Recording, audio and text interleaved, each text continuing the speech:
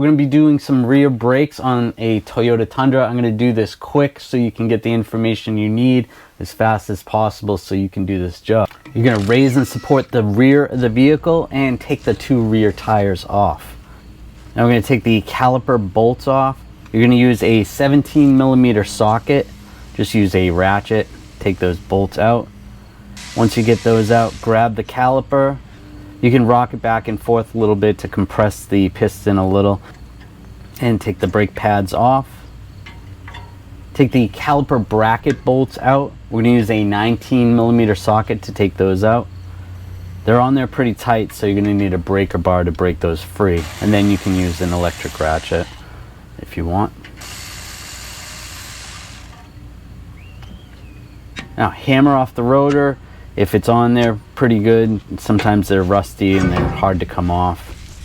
We're going to clean up the hub surface. We're going to use a wire brush on this. Get that cleaned up real good.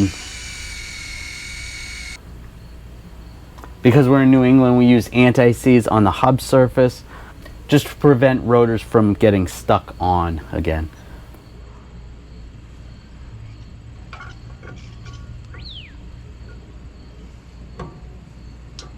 Now the parking brake may give you a little bit of issue. You might have to make some adjustments. There's an adjuster screw on the bottom, so get in there and adjust that. Just keep trying it. If it's too tight, you don't want it too tight.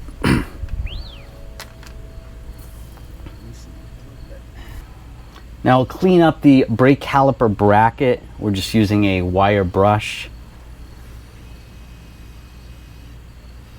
You can take the anti-rattle clips off first, use a wire brush, and then put the new anti-rattle clips on. And we're going to use some silicone paste underneath the clips. We're not going to put it on the clips because it's just going to collect dirt. And put the clip back on. We'll do that for the rest of them. And take the brake pads.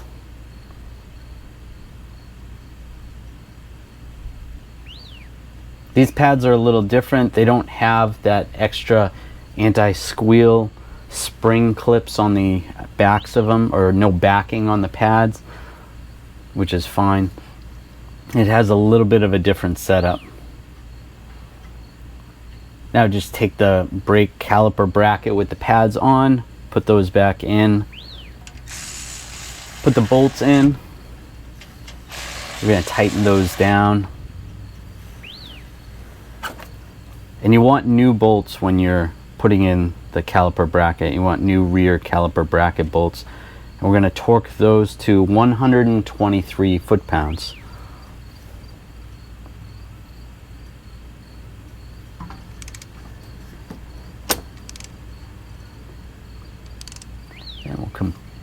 And then you want to compress the caliper. You don't need any special tools, just a typical caliper compressing tool. You don't need one that's going to spin or anything like that. Pretty simple, cut and dry. You're going to use this piston shim, and this is going to prevent squeaking. And you don't use any of these pad shims or anything, otherwise it's going to take up too much room. You're going to end up having your pads drag. So put this piston shim in. Once you compress the caliper, you're going to do this on both sides. It's just like a little spring or something. So just like that. Take the brake caliper, then slide it over the brake pads. We'll take the pins and clean those up. Put a little bit of silicone paste on. It's a silicone brake lubricant on the pins. And get those started into the caliper. And we'll tighten those down.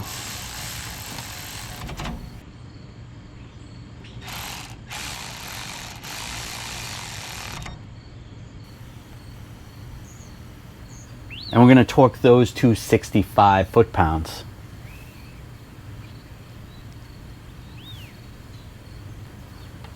Then you can reinstall your wheel. Get that started. And if you have aluminum wheels, you want to torque those to 97 foot-pounds. Without aluminum wheels, you're going to torque those to 154 foot-pounds. Brake pad about 3 or 4 times to make up for the air gap in between the pin on the caliper. Once you're done, under the hood and double check the fluid level, adjust accordingly. And that's it. I hope this helped you out. Make sure you subscribe to the channel. It's going to help me out. I appreciate it. Thanks.